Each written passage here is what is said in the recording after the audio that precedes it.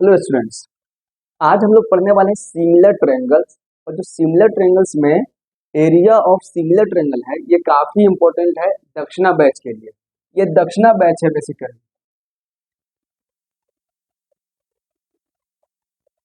अगर आप class 10th में हैं तो आप दक्षिणा के एग्जाम दे सकते हैं। जिस बच्चों का भी इसमें सिलेक्शन हो जाता है उसकी चांसेस बढ़ जाती है आईआईटी या नीट के। उम्मीद करता हूँ आप इसे सीखेंगे एज ए केवल 10th का एकेडमिक पर्पज से मैं देखे तो ये बहुत ज्यादा इंपॉर्टेंट नहीं होगा। सिमिलर ट्रायंगल तो इंपॉर्टेंट होगा पर area of similar triangle important नहीं है। लेकिन अगर आप कॉम्पिटेटिव एग्जाम से देखेंगे दक्षिणा बैच के लिए देखेंगे तो ये बहुत ही इंपॉर्टेंट है। हर साल इससे 2 3 4 क्वेश्चन पूछे जाते हैं। तो आइए हम लोग सीखने वाले हैं। तो सबसे पहले सिमिलर ट्रायंगल पे बेसिकली बात कर लेंगे। सिमिलर ट्रायंगल होता क्या है? सिमिलर ट्रायंगल, तो आइए सिमिलर ट्रायंगल पे डिस्कस करते हैं। कहते हैं any two triangles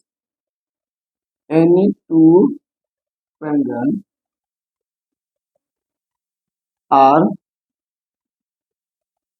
said to be similar if their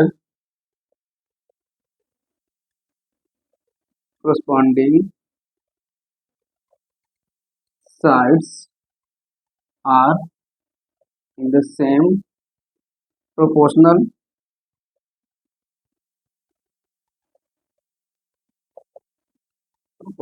and their corresponding angles are equal। देखिए ये एक तो बेसिक सा डेफिनेशन है दोस्तों कि any two triangles are said to be similar. कोई भी दो ट्रायंगल को सिमिलर कहेंगे कब कहेंगे? यदि उसके जो corresponding साइड्स है वो सेम प्रोपोर्शन में होगा। सेम प्रोपोर्शन का मतलब हो गया कि corresponding साइड्स का जब हम रेशियो लेंगे तो बिल्कुल इक्वल आएगा और उसका जो corresponding एंगल होगा एंगल इक्वल आएगा। देखिए ratio of corresponding sides are equal, यानी साइड्स इक्वल नहीं होंगे, उनके रेशियो इक्वल होगा जबकि corresponding एंगल इक्वल होना चाहिए। अब मैं सिंबल की मैं बात करूंगा, सिंबल ऑफ सिमिलर, देखिए इस तरह से रिप्रेजेंट किया जाता है। ये सिमिलर का रिप्रेजेंटेशन। अगर मैं यहाँ पे दो ट्रायंगल लिया हूँ इसे कहूंगा triangle A B C, similar of triangle P Q R, हम ऐसे लिख सकते हैं। अगर ये दो ट्रायंगल सिमिलर है तो क्या क्या हो सकता है दोस्तों? देखिएगा बहुत इंपॉर्टेंट क्राइटेरिया है कि ए बी इसका पहली साइड इसके पहली साइड का रेशियो, इसकी दूसरी साइड्स इसकी दूसरी साइड्स का रेशियो और इसके तीसरी साइड्स इसकी तीसरी साइड्स का रेशियो आपस में इक्वल होगा। देखिए साइड्स का रेशियो सेम होना चाहिए। सिमिलर है तो रिप्रेजेंट इस तरह से करेंगे। और एंगल की मैं बात करूंगा तो एंगल ए जो है एंगल पी के इक्वल होना चाहिए, एंगल बी जो है एंगल क्यू के इक्वल होना चाहिए एंड एंगल सी जो है एंगल आर के इक्वल होना चाहिए। तो इस तरह से एक बेसिक सा अंडरस्टैंडिंग हो गया दो सिमिलर ट्रायंगल्स। मैं सिमिलर पिक्चर्स की नहीं बात किया हूँ, सिमिलर ट्रायंगल की बात किया हूँ। तो कोई भी दो ट्रायंगल को सिमिलर तभी कहेंगे अगर सिमिलर है तो उसके corresponding साइड सेम प्रोपोर्शन में होगा और उसके corresponding एंगल इक्वल होगा। ये तो सिमिलर है तब, लेकिन सिमिलर कैसे करेंगे इसके क्राइटेरिया कितने हैं आइए आपको मैं थोड़ा सा हिंट देता हूँ। आप यहाँ नोट डाउन कर सकते हैं, ये सिंपल सा स्क्रीनशॉट ले लीजिए। चलिए ठीक है।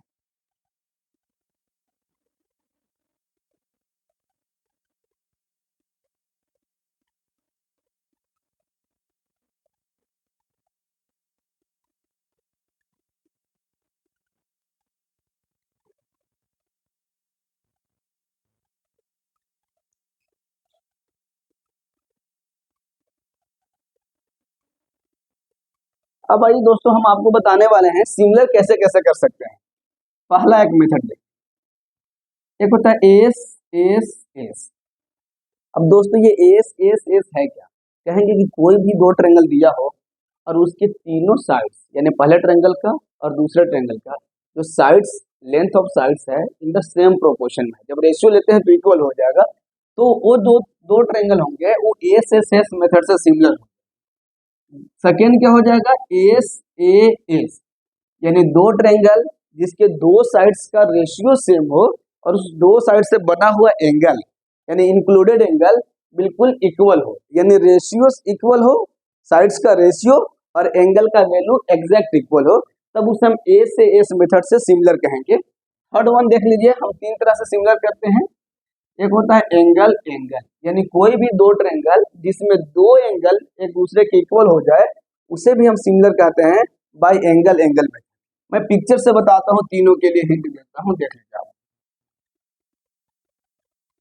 जैसे मान लीजिए 1.5 cm है, 2 cm है और 3 cm। इस तरह से एक ट्रायंगल था, इधर है 3 cm है, ये 4 cm है, ये 6 cm। इसका नेम दे दिया ए बी सी, यहाँ दे दिया हमने पी क्यू आर।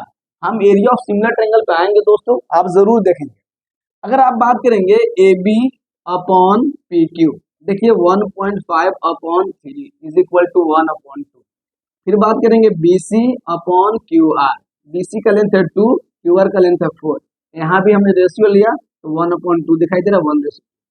और ए सी अपॉन पी आर ले लेंगे दोस्तों, यानी 3/6, इसका वैल्यू भी है 1/2। तो देखिए सेम प्रोपोर्शन में है, तो हम क्या लिख सकते हैं कि A B upon P Q is equal to B C upon Q R is equal to A C upon P are.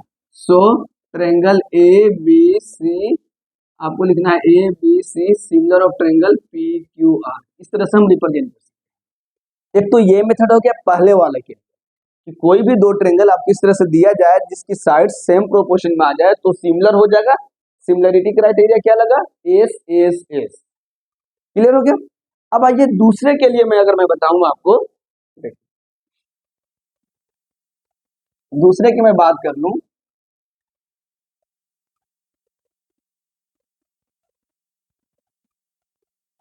देखिए दोस्तों यही सेम ट्रायंगल मान लेते हैं, यहाँ पे एक साइड हमने हटा दिया, यहाँ पे लेंथ मान लेते हैं 55 डिग्री, एंगल 55 डिग्री है एंगल बी, और यहाँ पे एंगल क्यू भी है आपका 55 डिग्री।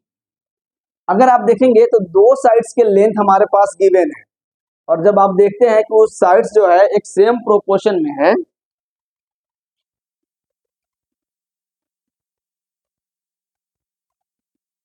तो हम कैसे लिखते हैं यहाँ पे कि A B upon P Q is equal to 1/2, B C upon Q R is equal to 1/2 and angle B is equal to angle Q. देखिए ए बी और बी सी दो साइड से इंक्लूडेड एंगल बी है, तो यहाँ P Q Q R, इन दो side से angle included कौन है, क्यू है। ये दोनों एक दूसरे के इक्वल होना चाहिए। ये क्यू ना होकर के अगर आर इक्वल होता तो दोस्तों ये सिमिलर नहीं होता, एंगल पी इक्वल हो जाता बी के इक्वल तो भी सिमिलर नहीं होता।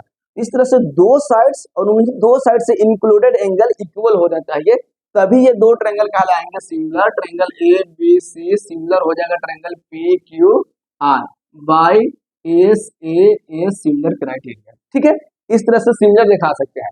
एक और चीज दोस्तों, जब दो ट्रायंगल सिमिलर होते हैं तो साइक्लिक इक्वल होता है। अगर मैं इस तरह से लिख दूं कि triangle C B a similar, देखिए हमने सी बी ए लिखा है, यहाँ लिखना होगा ट्रायंगल आर क्यू पी, इस तरह से लिखना होगा साइक्लिक। ये नहीं कि सी बी ए लिख दिया ट्रायंगल पी क्यू आर, फिर गड़बड़ हो जाएगी, क्योंकि करस्पॉन्डिंग साइड्स का रेशियो सेम होना चाहिए और क्या होना चाहिए, करस्पॉन्डिंग एंगल इक्वल होना चाहिए। एक तो ये हो गया हमारा ए से एस में, ये देख लिया आपने, ये देख लिया। आइए थर्ड वाला बता देते हैं आपको। मान लेते हैं कि आपके पास दो ट्रायंगल ऐसे दिया हुआ है दोस्तों, ए बी सी मान लेते हैं, इधर यह एल एम एन, ये है आपके पास 60 डिग्री, ये है आपके पास 40 डिग्री। यहाँ मान लेते हैं आपके पास 60 डिग्री है, यहाँ 40 डिग्री। अभी एग्जैक्ट इक्वल ले लिया है दिखाने की वजह से, तो हम क्या लिखेंगे, angle l is equal to angle a और angle m is equal to angle b. ये है आपके 60 डिग्री की इक्वल और ये है 40 डिग्री की। तो दो ट्रायंगल में जब दो एंगल इक्वल हो जाए तो by angle angle similar criteria triangle L M N ये सिमिलर हो जाएगा ट्रायंगल ए बी सी। इस तरह से देखिए हम कहेंगे कि एल ए के इक्वल है, इस तरह से हम रिप्रेजेंट कर सकते हैं कि दो ट्रायंगल सिमिलर है। अब जैसे ही ट्रायंगल सिमिलर हो जाए तो सिमिलर ट्रायंगल की पूरी क्राइटेरिया इस पे अप्लाई हो जाएगा। जैसे आपने एंगल एंगल से इसे सिमिलर दिखाया, तो आप क्या कर सकते हैं, इसके corresponding साइड्स का रेशियो सेम हो जाएगा। तो जरूरत पड़ेगी साइड्स लेंथ निकालने के लिए साइड्स की, तो आप corresponding साइड सेम कर सकते हैं। जब सिमिलर हो जाए तो बाकी ये दोनों कंडीशन फुलफिल करने लगेगा कि all sides are in the same ratio हो जाएगा और करस्पॉन्डिंग साइड सेम रेशियो में हो जाएगा और एंगल एक दूसरे के करस्पॉन्डिंग इक्वल हो जाएगा। तो ये आप अप्लाई कर सकते हैं बड़े आसानी से। यहाँ तक हो गया। अब आइए हम अब आज का main topic area of similar triangle पे बात करने वाले हैं। अभी आपने देख लिया कि जब दो ट्रायंगल सिमिलर होगा तो उसकी करस्पॉन्डिंग साइड सेम प्रोपोर्शन में होगा और करस्पॉन्डिंग एंगल इक्वल होगा। इसी को हम यूटिलाइज करेंगे एरिया ऑफ सिमिलर ट्रायंगल में। तो आप बने रहिए, देखते हैं।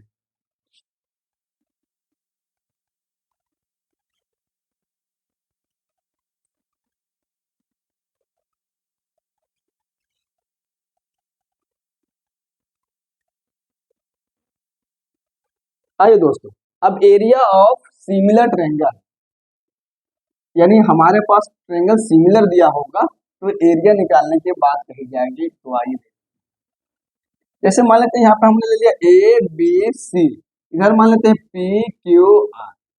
हमारे पास गिवन क्या है? Given that triangle A B C is similar of triangle P Q R. हमारे पास सिमिलर दे रखा है तो हमें एक प्रूफ करना होगा। ये बड़ा एक आइडेंटिटी है, थ्योरम में याद रखेंगे। टू प्रूफ क्या हो जाएगा कि area of triangle A B C upon area of triangle P Q R is equal to A B upon P Q. ऐसे भी लिख देता है A B square upon P Q square, या ऐसे भी लिखा हुआ रहता है दोस्तों कि A B upon P Q और इस तरह से। अब ये सिमिलर भी बी सी अपॉन क्यू आर भी लिख सकते हैं इस तरह से, और ए सी अपॉन पी आर भी लिख सकते हैं। तो ये हमें क्या करना है? प्रूफ करना है। यानी क्या हो जाएगा कि ratio of area of two similar triangle is equal to the ratio of area of square of ratio of their corresponding sides. ये और बहुत ही इंपॉर्टेंट है, तो हम इसे प्रूफ करेंगे। तो हमारे पास आइए इतना, एक अगर साइड्स प्रूफ हो जाएगा तो बाकी ऑलरेडी प्रूफ हो जाएगा, क्योंकि सभी एक दूसरे के प्रोपोर्शनल इक्वल होते हैं। तो आइए देखिए, तो हमारे पास यहाँ क्या है? बी है। अब हम यहाँ से क्या करेंगे? कंस्ट्रक्शन परपेंडिकुलर खींचेंगे एम, और यहाँ से हम एन परपेंडिकुलर। तो हमने क्या किया है? M perpendicular on A B, तो कंस्ट्रक्शन में हमने लिख दिया। ये हम मेथड बता रहे हैं, बाकी आपको थोड़ा याद रखना है, बहुत ज्यादा नहीं। कंस्ट्रक्शन लिखेंगे, draw A M perpendicular on B C and A N perpendicular on Q R respectively. ठीक है, इस तरह से हमने क्या कर लिया? दोनों ट्रायंगल में एक परपेंडिकुलर ड्रॉ कर दिया अपोजिट साइड्स पे। अब आइए नाउ सॉल्यूशन हम देखते हैं, प्रूफ में देखते हैं। सिंस लिखेंगे, since triangle A B C is similar of triangle P Q R, so it implies that A B upon P Q is equal to B C upon Q R is equal to A C upon P R. ये one मान लेते हैं। अगर similar है दोस्तों, मैंने आपको already बताया था कि इसकी करस्पॉन्डिंग साइड्स सेम प्रोपोर्शन में होगा, and angle A is equal to angle P, angle B is equal to angle Q, and angle C is equal to angle R. ये भी क्या हो जाएगा? इक्वल हो जाएगा। यहाँ तक तो बात समझ में आ गई। नाउ चलेंगे हम in triangle A B M and triangle P Q N. देखिए ये छोटा वाला आपको ट्रायंगल दिखाई दे रहा है, यहाँ छोटा ट्रायंगल दिखाई दे रहा है। हम इन दो ट्रायंगल की बात करते हैं। इस दो ट्रायंगल में देखेंगे बच्चों, angle B is equal to angle Q, ये क्या हो जाएगा? गिवन हो जाएगा, क्योंकि सिमिलर थे। तो सिमिलर ट्रायंगल की क्या होता है? करस्पॉन्डिंग एंगल इक्वल हो जाता है। ये इक्वल है, ये हमने दिखा दिया कि ये इक्वल है। और देखिए अगर ये परपेंडिकुलर है ए एम, तो इधर भी कितना बन जाएगा? 90 डिग्री, और यहाँ भी कितना बन जाएगा दोस्तों? 90 degree. Angle A M B is equal to angle P N Q, ये क्या हो जाएगा हमारा? Each 90 degree, each 90 degree.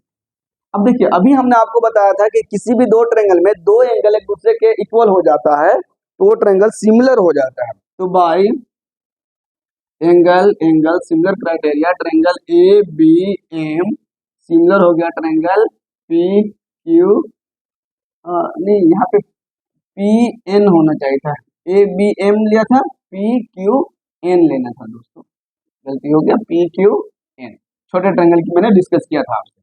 ये दोनों सिमिलर हो गया, जैसे ही सिमिलर हो गया इट इम्प्लाइज दैट जब सिमिलर होते हैं ट्रायंगल तो उसकी साइड्स का रेशियो क्या होता है दोस्तों, इक्वल होता है। तो A B upon P Q is equal to A M upon P N, इसको मान लीजिए आप टू, हमें इसकी रिक्वायर होगी। अब चाहते हैं तो ये भी लिख सकते थे B M upon Q N, ये भी एक दूसरे के इक्वल हो सकता है। यहां तक हो गया, आप यहां तक नोट डाउन कर लीजिए, 2 लाइन और मुझे लिखनी, क्लियर है, चलिए ठीक।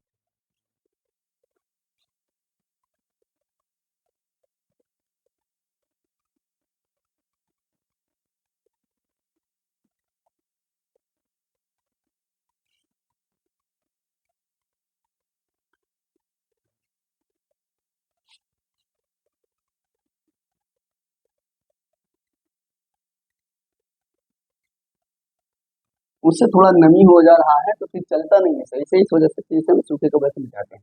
अब देखिए नाउ लिखेंगे area of triangle A B C is equal to 1/2 base into height. अब जानते हैं एरिया ऑफ ट्रायंगल ये होता है, तो 1/2 बेस हो गया हमारा बी सी और हाइट हो गया हमारा ए एम, सही है दोस्तों। अब area of triangle P Q R की मैं बात करूं तो यहाँ हो जाएगा 1/2, यहाँ पे बेस है क्यू आर और हाइट है पी, ये हो गया।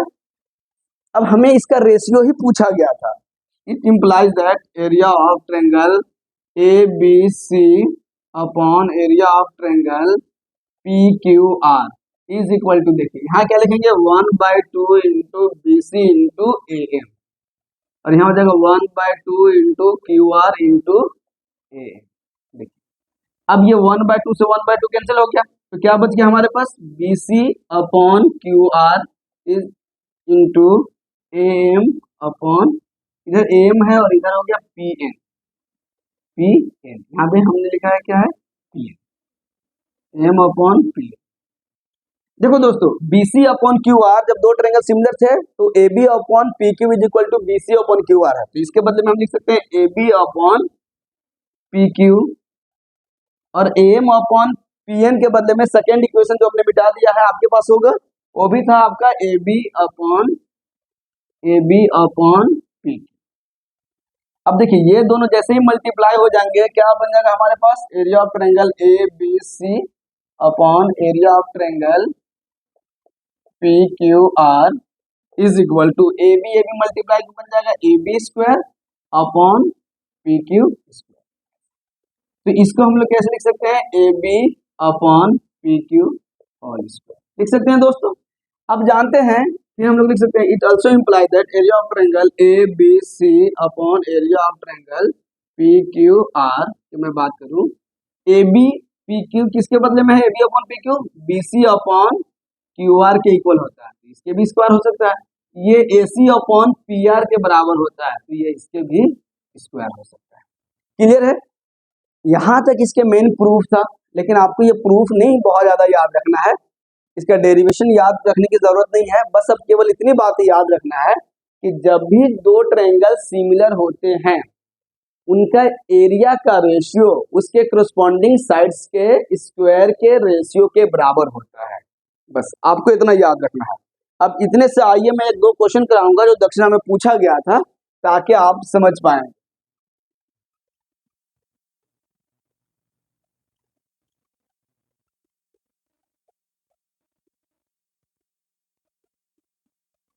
इस पिक्चर को ऐसे ही रहने देते हैं, लिखा हो जाता है if area of triangle A B C is 36 centimetre square and area of triangle P Q R is 49 centimetre square and A B is equal to 6 centimetre, find, आपसे क्या देगा ए बी के साथ पी क्यू फिर क्या देगा ना, corresponding पूछा जाता है आपसे हमेशा, तो आपसे ये पूछ लेगा।